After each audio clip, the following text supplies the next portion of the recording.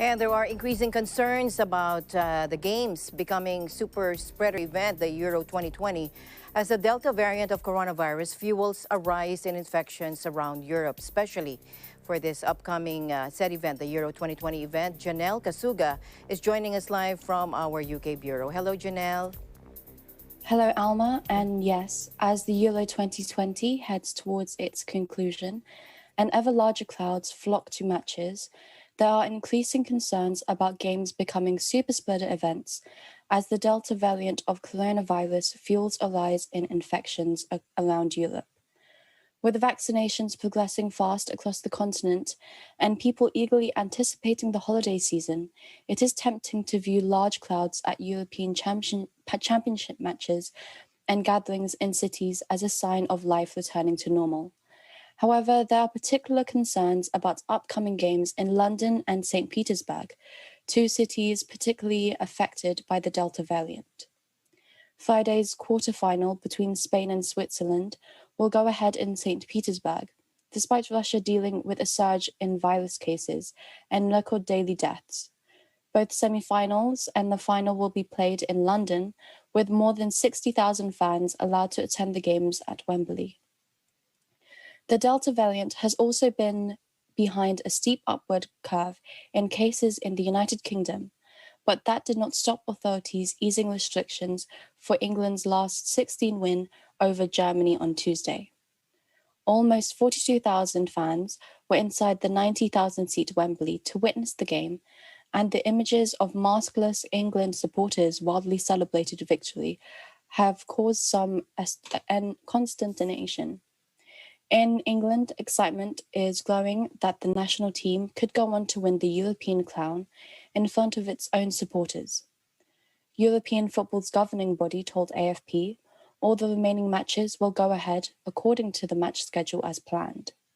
On Thursday, the World Health Organization warned new coronavirus cases across Europe had risen by 10% over the last week after a previously long and steady decline. And the WHO admitted to fears that crowds at Euro 2020, which is being played in 11 countries for the first time, could be a contributing factor, saying host cities needed to do more to monitor the movement of spectators beyond stadiums. Most games in the tournament, postponed from last year because of the pandemic, have been played in front of severely restricted attendances.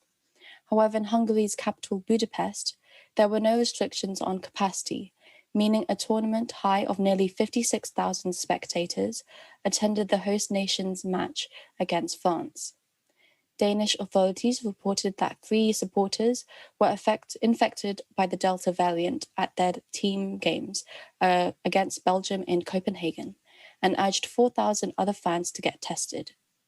Finland's health authority reported nearly 100 cases among fans who had travelled across the border to attend their team's game against Russia in St. Petersburg. Public Health Scotland said nearly 2,000 cases were linked to people watching matches, 2/3 of the people who travelled to London for Scotland game against England. Back to you, Alma.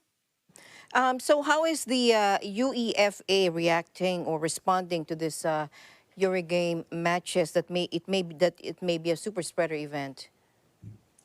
Well, Dr. Daniel Koch, the UEFA's medical advisor, said that it cannot be totally excluded that events and gatherings could ultimately lead to some local increase in the numbers of cases, but that would not only apply to football matches, but also to any kind of situations that do not allow that are not allowed as part of the easing measures decided by the competent local authorities.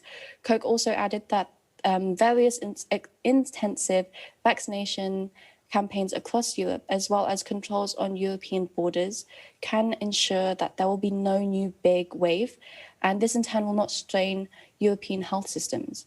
Similarly, Flaholt believes that fans should not consider going to games in London or in St. Petersburg if they have not been vaccinated.